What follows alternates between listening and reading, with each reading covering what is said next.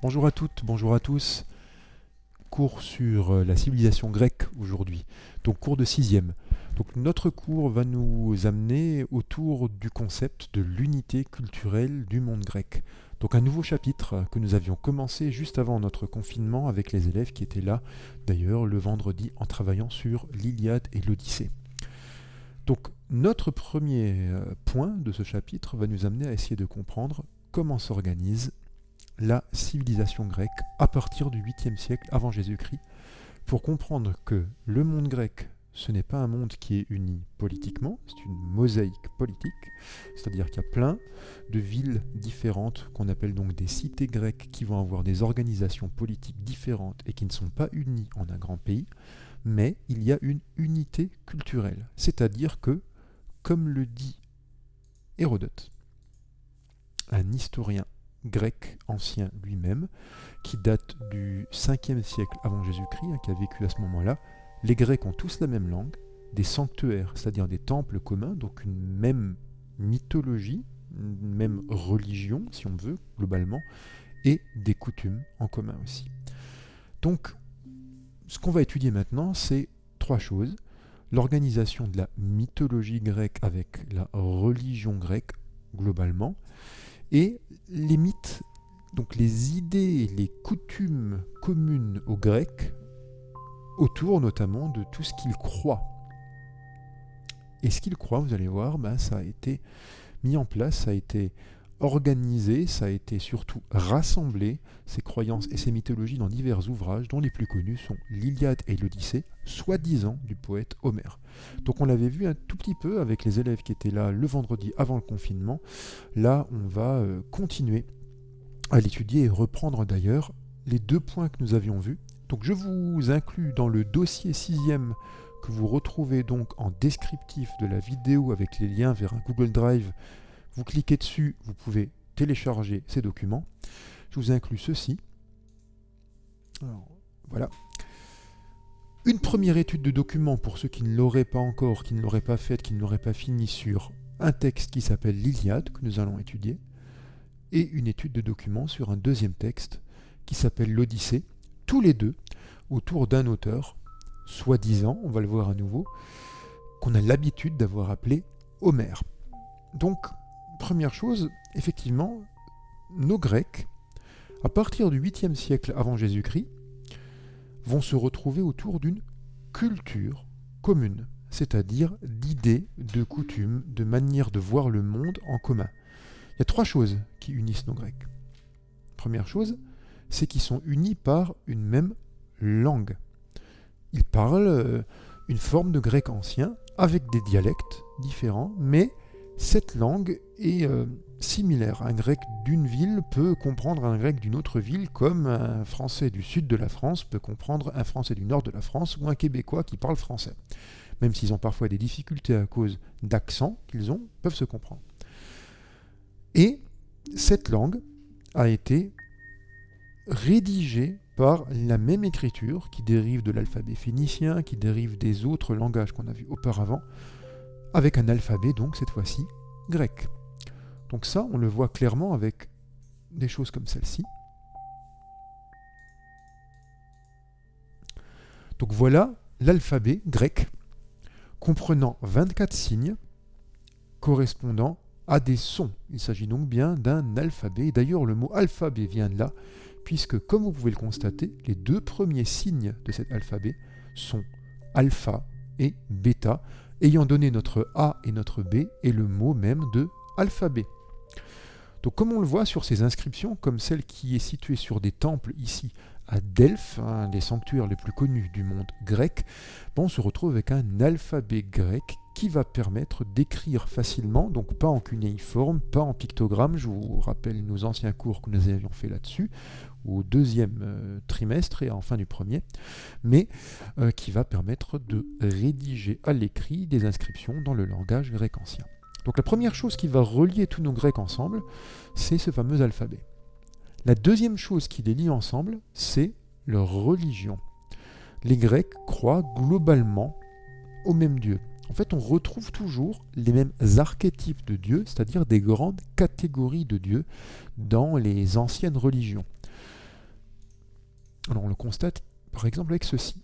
Voilà la création du monde d'après certains mythes grecs. Ça, on n'avait pas eu le temps de le voir en plus vendredi. Alors pour les Grecs, d'après certains poètes, certains historiens grecs anciens, donc alors un historien grec ancien, c'est pas quelqu'un qui ressemble à un historien d'aujourd'hui. C'est quelqu'un qui va très souvent raconter des légendes, des faits qu'il ne peut pas encore affirmer parce qu'on n'a pas encore un point de vue extrêmement scientifique avec des preuves là-dessus. Mais on va voir des gens qui vont regrouper les légendes. Alors les légendes justement de création du monde d'après les mythes grecs, c'est que tout serait né du chaos. Et vous avez ici des noms de divinités, parce que comme les Grecs n'ont pas accès à une science telle que la nôtre, ils ont besoin aussi de comprendre pourquoi le monde existe. Et pour ça, ils ont besoin donc d'essayer de se représenter une création du monde d'après ce qu'on appelle une cosmogonie, c'est-à-dire des divinités qui auraient réussi à mettre en place le monde tel qu'ils le connaissent. Aujourd'hui encore, on parle parfois de la Terre comme étant Gaïa, du nom de cette divinité grecque, Gaïa, la Terre. Donc toutes les grandes organisations du monde, le ciel étoilé, la mer, les montagnes, pourquoi elles sont là ? Pour les Grecs anciens, parce que des divinités les ont mises en place. On n'a pas encore de notion d'orographie, c'est-à-dire que la manière dont les montagnes se sont créées, on n'a pas de notion de géologie et de géographie telles qu'on les a aujourd'hui. Donc on essaye d'expliquer les choses, et la seule explication qu'on peut trouver à l'époque, c'est des divinités plus puissantes que les hommes les ont créées. Alors les divinités grecques les plus connues, les voilà. Naissant de l'union de Gaïa la Terre avec Ouranos, le ciel étoilé, vous avez 4 catégories de personnages qu'on reverra d'ailleurs dans la plupart des légendes, donc des mythologies grecques. Je vous mets en plus grand. Voilà.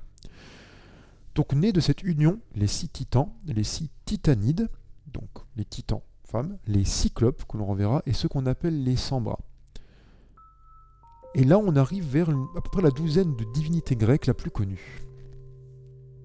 Puisque le plus jeune des titans, Chronos, le temps, vous verrez parfois marqué avec un H, parfois pas, et la plus jeune des titanides, Rhea, font naître 6 divinités majeures. Poséidon, le dieu des mers, Hadès, le dieu des enfers, Déméter, la déesse de la fertilité, Hestia, la déesse du foyer, c'est-à-dire la déesse de la maison et de l'hospitalité de la maison, Héra, la déesse des femmes, et Zeus, le roi des dieux et maître du ciel, la divinité la plus puissante. En fait, ces divinités correspondent aux éléments que les Grecs voient tous les jours. Zeus, par exemple, est maître du ciel étoilé et des éclairs et des orages. Parce que les Grecs avaient besoin aussi de comprendre pourquoi les orages existent. Un orage, ça fait peur, il y a du tonnerre, il y a des éclairs, on ne sait pas pourquoi. On s'invente comme ça cette histoire de religion autour d'avoir toujours une divinité de l'orage, qui est très souvent d'ailleurs la divinité de la justice. Pourquoi est-ce que tous les ans, à l'hiver succède l'été et les différenciations de saison et le retour de la nature, il y a une déesse de la fertilité pour ça. C'est parce qu'une déesse met ça en place. Qu'est-ce qui se passe après la mort ? Il y a un dieu des enfers, Hadès, pour expliquer justement à la population qui cherche à croire, par peur de la mort, qu'il y a quelque chose après. On ne comprend pas trop tout ce qui est autour des mers aussi, qui sont dangereuses et qui sont différentes des terres et qui amènent du poisson et sur lesquelles on fait de la pêche et sur lesquelles on va faire du commerce. Là, c'est Poséidon, le dieu des mers, qui va être à ce niveau-là mis en place. Donc tout ceci sert à expliquer les concepts du quotidien à une population qui n'a pas de connaissances scientifiques. Donc on retrouve d'ailleurs dans toutes les grandes religions mondiales, dans toutes les grandes mythologies mondiales, très souvent les mêmes types de dieux, les mêmes catégories de dieux.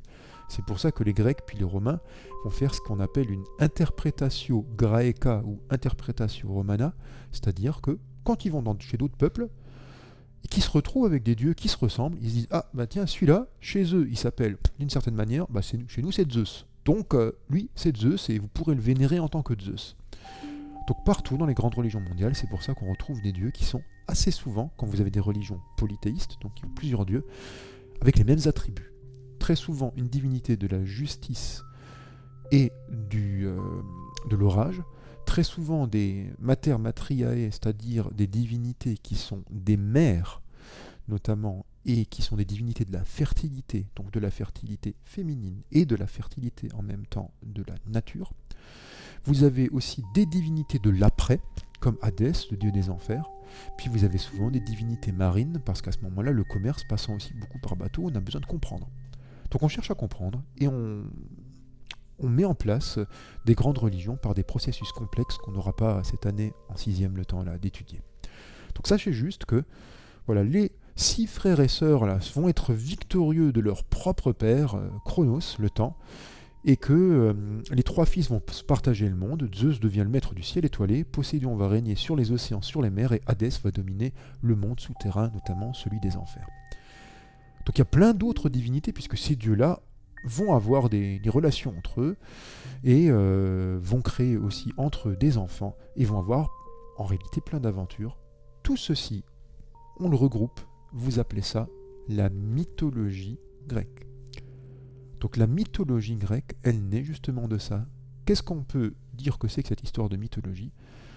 C'est les récits qui concernent la création du monde et la vie des dieux.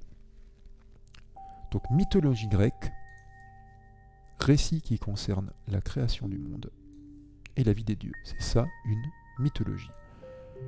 Donc en Grèce, vous avez 3 choses que les Grecs possèdent en commun qui vont les unir. La même mythologie et donc la même religion d'un côté. De l'autre, une langue identique, le grec ancien. Et enfin, une même écriture, l'alphabet grec. Donc voilà les 3 facteurs communs d'union de tous nos Grecs, même s'ils ne sont pas unis politiquement, même s'ils vivent dans des endroits différents, même s'ils n'ont pas une union politique de leur ville, ils ont des caractéristiques communes qui font qu'on peut considérer que ce sont un peuple uni. En tant que peuple, avec des caractéristiques communes culturelles. Alors comment ils les connaissent, les Grecs, ces caractéristiques communes culturelles ? Très souvent par 2 textes qui nous sont restés, qui sont les 2 textes grecs anciens les plus connus, et d'ailleurs qui reprennent, vous allez le voir, une tradition orale précédente, qui sont relativement, justement, vieux, même pour le monde grec. Ces 2 textes, c'est l'Iliade et l'Odyssée. Peut-être l'œuvre d'un poète du nom d'Homère, peut-être au 8e siècle avant Jésus-Christ. Donc déjà, ces 2 textes, c'est 2 longs poèmes. Et ces poèmes racontent certainement un ensemble d'éléments mythologiques, n'ayant pas existé, mais basés sur des idées qui ont été transformées de manière poétique. Par exemple, on va le voir, la guerre de Troie racontée dans l'Iliade, il y a peut-être eu une Troie, il y a peut-être eu une guerre, mais l'histoire racontée dans l'Iliade est une histoire mythologique, faisant d'ailleurs intervenir, vous allez voir, à la fois des hommes et des dieux, ainsi que des personnages qui n'ont pas réellement existé. Nous sommes bien en phase de mythologie. Alors déjà, pourquoi je prends autant de pincettes pour dire serait, peut-être, etc., en mettant du conditionnel partout ? Parce qu'en réalité, notre fameux Homère, déjà rien que lui, une très grande chance de ne pas avoir existé. Alors comme on peut le voir là, je vous mettrai évidemment les liens vers différents sites, etc., pour comprendre les choses mieux. Alors regardons qui était Homère, si déjà il a existé. Donc, Hérodote, notre fameux historien grec, dit que Homère existait 400 ans avant lui. Et lui-même, il parle d'événements qui ont lieu encore 400 ans avant. Donc, impossible en réalité qu'il ait vécu ces événements. Homère, s'il a existé, c'est un poète. Quelqu'un qui va reprendre des traditions orales. Quand vous lisez l'Iliade et l'Odyssée, il y a des formules qui reviennent tout le temps. L'aurore au doigt de rose, par exemple, ou d'autres formulations qui montrent qu'au départ, c'était des textes qui étaient racontés à l'oral, et pendant que les aèdes, c'est-à-dire les poètes qui racontaient ces textes, les racontaient, ils avaient besoin de respiration parce qu'ils se souvenaient toujours plus de tout. Donc ils avaient des petits trucs, ils racontaient des phrases, à un moment, et comme ça ils pouvaient penser à la suite du texte pour se remémorer exactement ce qu'ils avaient à dire. Donc ces phrases-là, on les retrouve très souvent écrites à l'écrit dans le texte, à des moments particuliers, qui nous prouvent qu'en fait c'est très certainement, alors ils nous prouvent, on n'a absolument aucune preuve là-dedans, c'est difficile d'affirmer des choses sur l'Iliade et l'Odyssée, il y a de la recherche encore là-dessus, de la recherche historique, mais l'idée c'est que ce seraient des textes oraux qui ont ensuite été mis à l'écrit. Donc il y a 3 possibilités concernant notre fameux Homère. Alors là aussi, je nous le mets plus grand. Voilà. Soit Homère est un génie, le fameux poète aveugle qui aurait inventé l'ensemble. Donc un démiurge, un poète qui saurait tout, doublé d'un monstre qui aurait inventé à lui tout seul la littérature comme on découvre le feu. C'est évidemment, vous en doutez, quand c'est dit comme ça en plus, quelque chose qui est hautement jugé improbable par les historiens. Soit c'est des poètes, une lignée de poètes qui auraient récité de longs poèmes de mémoire, de milliers de vers, qui auraient au fil des siècles rassemblé des traditions et qui auraient ajouté une pièce par-ci, une pièce par-là. Voilà. Donc c'est pour ça qu'il y a des styles différents dans l'Iliade et l'Odyssée parfois. Ou bien c'est quelqu'un qui aurait vraiment existé et qui, lui, aurait assemblé ces récits de la tradition orale en allant les chercher chez des poètes différents. Donc soit c'est un groupe de personnes, soit c'est une personne qui a, lui, rassemblé les récits d'un groupe de personnes, d'un groupe de poètes, qui se les racontait à l'oral, soit c'est un être surhumain qui aurait tout inventé. On penche pour la solution 1 ou la solution 2, soit c'est quelqu'un qui a vraiment existé, notre fameux Homère, soit c'est quelqu'un qui n'a pas existé, mais en tout cas, la construction de l'Iliade et l'Odyssée est issue de traditions globales, polyphoniques, on peut dire, c'est-à-dire à plusieurs voix, ou bien juste collégiales, c'est-à-dire faites par plusieurs personnes. Alors concernant l'Iliade et l'Odyssée, justement, vous trouverez 2 documents dans le dossier Google Drive que je vous ai mis en lien de la vidéo. Donc le premier document sur l'Iliade, maintenant qu'on sait qui est Homère, va nous expliquer avec cette étude de cas exactement ce qu'on y retrouve. Alors dans l'Iliade, on retrouve une histoire, celle de la guerre de Troie. Donc Troie serait une ville en Asie mineure, donc actuellement très certainement en Turquie actuelle, mais une ville grecque. Alors le monde grec justement, lui, regardons-le aussi, ne s'étend pas que sur la Grèce actuelle. Alors, le monde grec, c'est ceci. Donc voilà une carte de l'ensemble du monde grec et des régions occupées par les Grecs. Donc vers 800 avant Jésus-Christ, comme vous pouvez le voir, les Grecs occupent la zone qui est en vert foncé, et vers 500 avant Jésus-Christ, 3 siècles après, la zone qui est en vert clair. Donc le monde grec s'étend tout autour de la mer Méditerranée et de la mer Noire. Autour de la Grèce actuelle, qui est ici, et de l'île de Crète, mais également de l'Asie mineure, appelée à ce moment-là de cette manière, où vous avez la ville la plus connue de Phocée, et c'est là, peut-être, que se trouvait la ville de Troie, d'après les dernières recherches qui avaient été faites, archéologiques.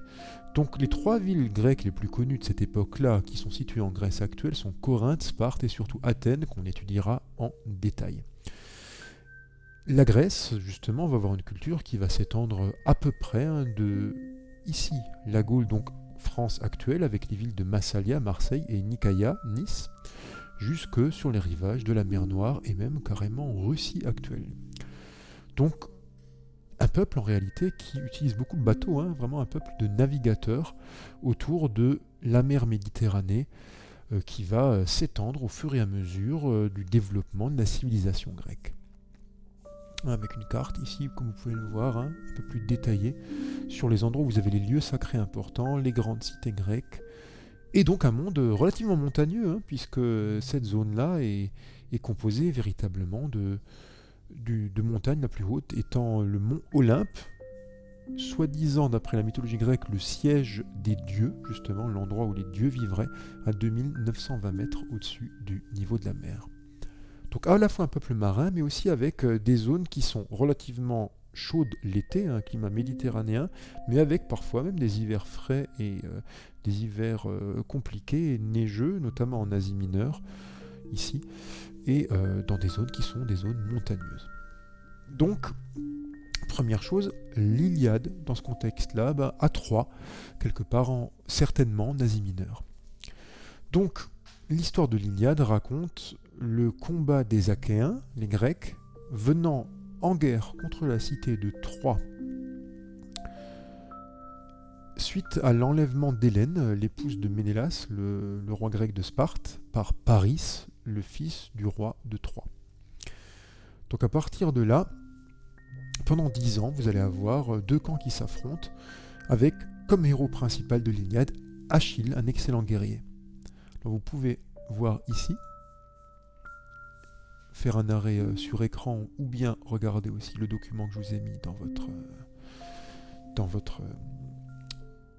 boîte, dans votre dossier Google Drive, ce texte qui raconte le combat entre deux héros, le guerrier Achille d'un côté et Hector, un Troyen, donc un guerrier troyen. Regardez bien ce texte et vous allez voir au niveau religion quelque chose de relativement étonnant.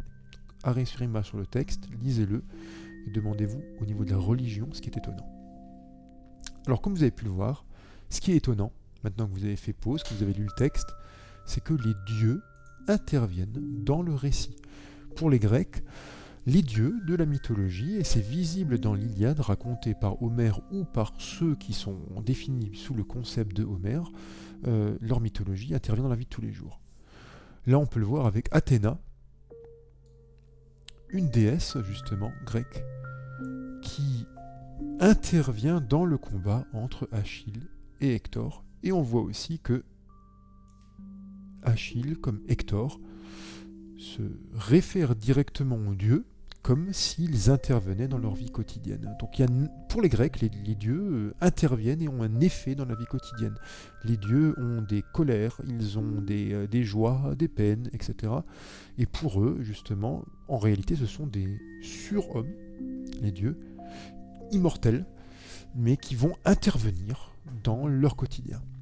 Deuxième chose, et maintenant regardez bien le texte pour trouver cette deuxième idée, vous allez aussi voir que dans l'Iliade et l'Odyssée, les jeunes Grecs qui apprennent à lire dans ces textes-là et qui apprennent les coutumes populaires dans ces textes vont avoir devant eux des héros qui ont des qualités. Donc on met en avant certaines qualités des héros. Donc vous avez là deux choses à lire. D'un côté, le texte qui reprend le combat entre Hector et Achille, et de l'autre, ce petit texte qui explique comment un troisième héros, Ulysse, un Achéen, commet un acte pour mettre fin à la guerre de Troie. Donc lisez bien les deux, et maintenant posez-vous à nouveau une question, c'est cette question: quelles sont les qualités visibles de ces héros? Alors, comme vous pouvez le voir, Achille, notamment lui, héros dit comme aimé de Zeus, est un héros courageux. Courageux, on le voit ici, on parle même de divin Achille, divin comme si c'était lui-même presque un dieu. Il fait preuve de courage durant le combat, même Hector d'ailleurs, à ce niveau-là, comme vous avez pu le constater, est courageux lui aussi. Donc la première qualité dont les héros font preuve, c'est d'abnégation, c'est-à-dire ils ne voient pas les choses d'après leur point de vue à eux, ils essayent de défendre une cause, et de courage. Ulysse, lui, la qualité qu'il a, c'est qu'il est rusé, il est intelligent. C'est pour ça qu'Ulysse fait construire un cheval de bois, le fameux cheval de Troie, et qui va être considéré comme un cadeau religieux, une offrande par les Troyens, être ramené dans la ville de Troie, et d'après la légende, tout ceci sont des légendes, Ulysse et ses compagnons seraient sortis du cheval dans lequel ils se seraient cachés, donc du grand cheval de bois qu'ils auraient construit, qui aurait été ramené dans Troie, pour ensuite, de nuit, détruire la ville de Troie et donner justement la victoire aux Achéens. Donc premier de ces textes, comme vous pouvez le voir, l'Iliade. Donc dans l'Iliade, premier texte fondateur justement des coutumes et des idées communes de nos Grecs, vous avez la prise de Troie par les héros achéens. Donc premier texte, première idée qu'on peut en avoir, celle-ci. Tac. C'est que l'Iliade, c'est l'histoire du siège de Troie, composé peut-être par notre fameux poète du nom d'Homère. Deuxième idée maintenant, l'Odyssée. Donc deuxième petite fiche que je vous ai aussi mise dans notre dossier documentaire, avec une deuxième étude de document, sur laquelle je vous mettrai aussi la correction. Alors l'Odyssée, regardons maintenant, alors vous avez deux textes à lire sur cette étude de document, deux moments particuliers de l'histoire de l'Odyssée. L'Odyssée est centrée autour d'un personnage, on va essayer de comprendre lequel. Alors regardez bien, notre petit texte en bleu, c'est-à-dire ce que c'est que l'Odyssée et chercher le personnage principal. Alors sans problème, vous l'aurez vu, maintenant que vous avez lu, le personnage principal de l'Odyssée, c'est Ulysse. L'Odyssée raconte ses mésaventures. Il est roi de la cité dans une île justement grecque d'Ithaque, et pendant une dizaine d'années, il va avoir des difficultés énormes parce qu'il a en réalité eu un problème, on va le voir avec les Cyclopes, alliés de Poséidon, un rejeton de Poséidon d'ailleurs, et il va donc froisser le dieu Poséidon, et il va avoir un périple de 10 ans justement après avoir quitté Troie, où il va avoir des mésaventures jusqu'à revenir dans son royaume, la cité d'Ithaque, et reprendre enfin son trône. Donc première des mésaventures d'Ulysse, là aussi, vous allez voir, il va faire preuve d'une qualité principale. Donc regardez bien, vous avez ici Ulysse et les sirènes.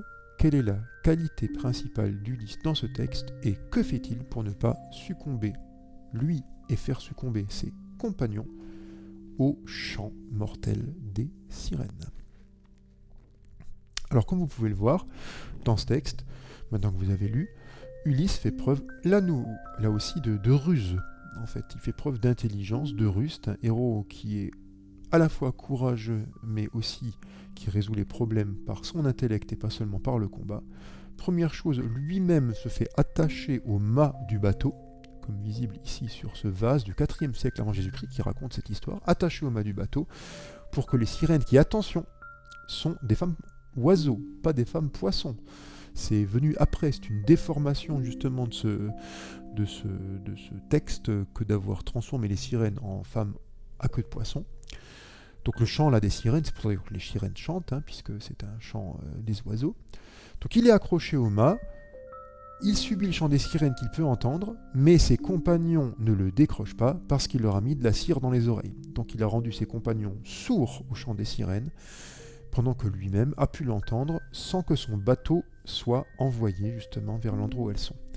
Alors en fait, ces sirènes peuvent peut-être être, d'après ce qu'on pense, d'après ce que les historiens pensent, une représentation des récifs, donc ces rochers qui pouvaient détruire les bateaux, notamment de commerce grec, et qui, en attirant justement les bateaux, enfin en tout cas les bateaux ne les voyaient pas, pouvaient les détruire, occasionnant la perte des gens qui étaient dessus, justement. Donc là, on a cette histoire de récif, et ça se transforme progressivement en ces sirènes qui attireraient les bateaux, qui les feraient sombrer. Donc vous voyez, il y a toujours des détails réels qui sont transformés pour créer des histoires imaginaires, mais qui sont basées sur une petite base de faits ayant existé. Comme Zeus, qui était le dieu de la foudre, parce qu'on ne comprenait pas la foudre, et il fallait bien qu'on ait une idée, qu'on imagine pourquoi est-ce que la foudre existe. Donc on crée un dieu qui balance la foudre comme ça et qui la jette.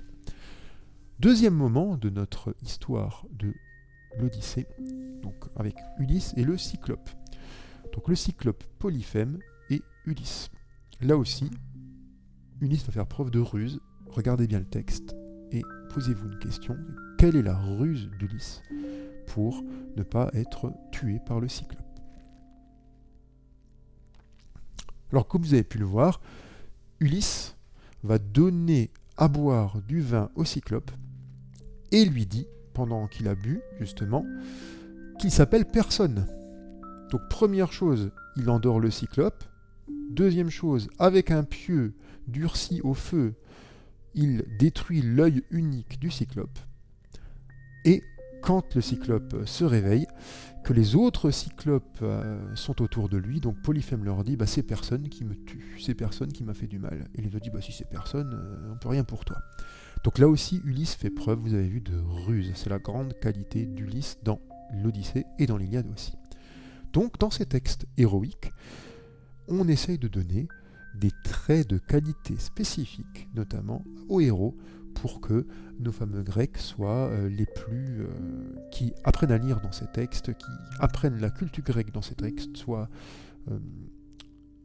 transformés par leur lecture, soient instruits par ces lectures de manière plus ou moins positive sur le peuple grec lui-même.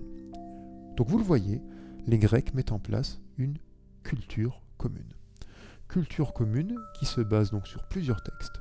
L'histoire du siège de Troie par l'Iliade, l'aventure d'Ulysse de la fin de la guerre de Troie jusqu'à son retour dans son royaume d'Ithaque, l'Odyssée, et notre fameuse mythologie. Donc les critères de base qui font que les Grecs ont la même langue, des sanctuaires communs, une culture commune, c'est la mythologie grecque, la langue commune grecque, l'alphabet grec et la mise en place pour cette mythologie de récits qu'ils partagent, les récits de la création du monde et de la vie des dieux, dont les plus connus sont l'Iliade et l'Odyssée, peut-être rédigés par un poète ou un groupe de poètes du nom d'Homère. Donc voilà comment s'organisent ces différentes idées. Ulysse, Achille et les autres héros devenant des exemples, et regardez même dans les vases des époques, là voilà un autre vase sur le chant des sirènes justement, on retrouve des représentations extrêmement courantes de ces récits mythologiques de l'Iliade et de l'Odyssée. Donc à partir de là, vous le voyez, les dieux interviennent pour les Grecs polythéistes dans les combats des hommes. Donc deuxième point, les dieux sont proches des hommes pour les Grecs. À nouveau un petit extrait, côté droit justement de l'Iliade, désolé pour la qualité qui n'est pas très bonne justement du texte. Donc comme vous pouvez le voir, dans ce texte, que je vais vous mettre en un petit peu plus grand, vous aurez évidemment aussi ce document dans notre dossier documentaire sur Google Drive que vous pouvez voir avec le lien qui est dans la description de la vidéo. Regardons maintenant ce document. Sans la caméra, on pourra voir tout. Et regardez bien comment les dieux se comportent dans ce document. Vous allez voir que les dieux ont aussi des sentiments et des états d'humeur. Vous l'avez vu, notamment Zeus et Héra, dans ce texte. Effectivement, ils font preuve d'état d'humeur, très clair. Zeus, il cherche les ennuis, il cherche à irriter Héra. Et d'un autre côté, Héra, connue d'ailleurs dans la mythologie grecque pour être très colérique, ne peut contenir sa colère. Et une fois que Héra ne contient pas sa colère, Zeus cède, il dit « Ok, j'y vais ». Donc à partir de là, vous voyez que les dieux ont des comportements qui sont très très proches de ceux des hommes pour les Grecs. Ce ne sont pas des divinités qui ont, comme les dieux monothéistes, la science infuse sur tout. C'est des dieux qui vont avoir justement des états d'humeur, des états d'âme, qui vont se sentir bien ou mal, qui vont avoir des défauts qu'il ne faudra justement lors du culte pas exacerber. Donc à partir de là, ces dieux qui interviennent dans la vie des hommes pour les Grecs se comportent finalement très proches des hommes. Donc, les Grecs, on peut le dire, ils sont donc polythéistes. Ils pensent que leurs dieux habitent sur le mont Olympe, sont immortels, dominent les éléments naturels, comme on l'a vu, la foudre pour Zeus, mais qu'ils ont des sentiments et des défauts comme les hommes.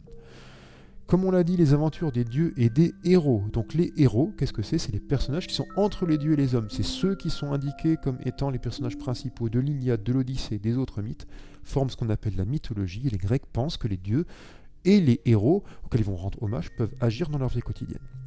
Donc comment on fait pour que les dieux agissent dans la vie quotidienne pour obtenir leur aide ? En fait, c'est donnant-donnant pour les Grecs. Qu'est-ce qui se passe ? Première chose, on rend un culte, c'est-à-dire qu'on va avoir une religion grecque.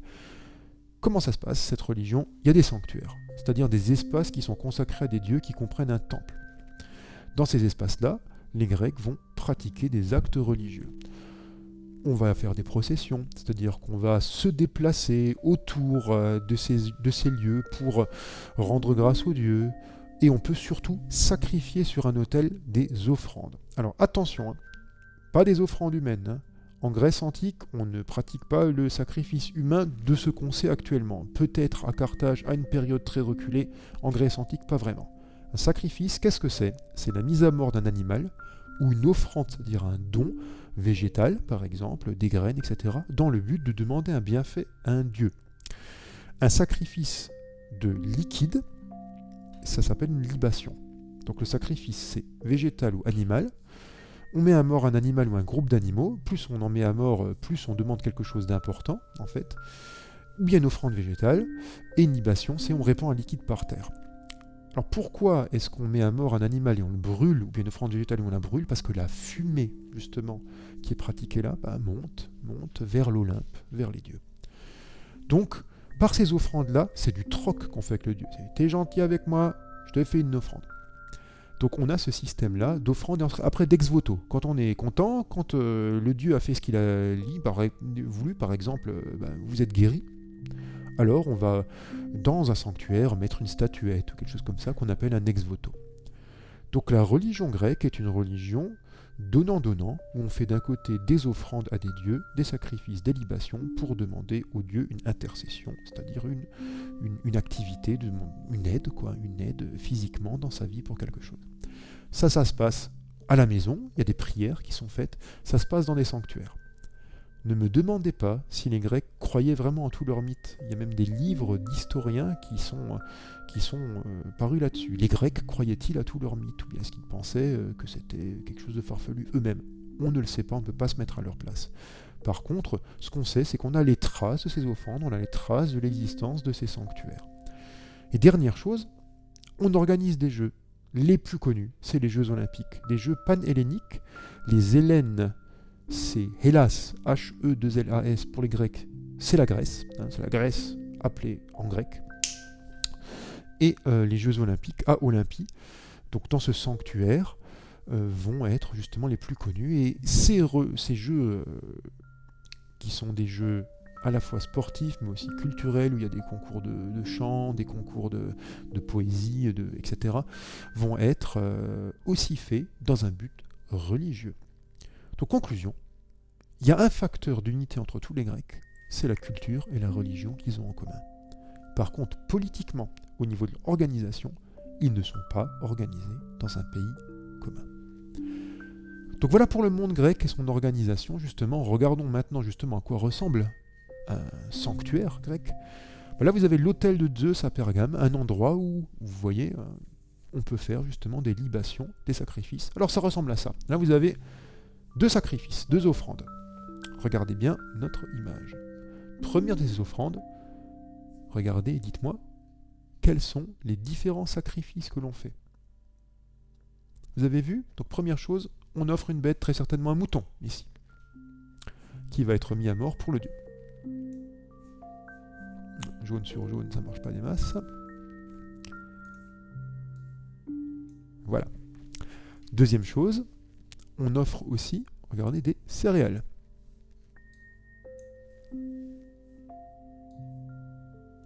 Tout ceci se fait aussi dans une ambiance religieuse, vous pouvez le voir, on utilise d'ailleurs des instruments religieux. On fait aussi des libations. Ici, là on ne voit pratiquement plus rien, je vous le refais avec une autre couleur, peut-être qu'avec le rouge ça passera mieux, oui. On offre un liquide. Et là, cet endroit qui est ici, c'est le fameux autel. Donc voilà, un exemple d'offrande que l'on peut faire, offrande à l'imane, offrande végétale et libation. Et voilà le sanctuaire de Zeus à Olympie. Donc comme vous pouvez le voir, un sanctuaire n'est pas qu'un temple. Vous avez des temples à différents dieux, le temple de Héra, femme de Zeus, le temple de Zeus, un sanctuaire pour un héros, ici un autre héros mineur qui s'appelle Pélops, donne le nom Péloponnèse, bref, une partie de la Grèce. Vous avez un gymnase parce que Jeux Olympiques, donc ce sanctuaire va être aussi l'endroit où vous allez faire le sport lors des Jeux Olympiques dans un but religieux, par exemple ici avec le stade ou l'hippodrome. Et vous avez des trésors ici. Les trésors, c'est les endroits où vous avez les ex-voto, c'est-à-dire ce que l'on met comme petites statuettes, ou bien comme des plaques inscrites de remerciements quand les dieux ont mis en place un acte qui a permis, par exemple, d'être sauvé d'une maladie ou quoi que ce soit. Donc voilà comment s'organise donnant la religion grecque, avec des jeux, comme des Jeux Olympiques. Alors vous pourrez lire aussi le calendrier des Jeux Olympiques, vous pourrez voir la statue de Zeus en ivoire et or, on appelle ça chryséléphantine, que l'on retrouve dans le temple d'Olympie. Je vous mets ça évidemment dans notre dossier documentaire. Et bien voilà, nos Grecs, comme on a pu le voir, sont unis par leur culture, leur langue, leur mythe en commun. Notre prochaine leçon sur le monde grec nous montrera leurs motifs de division.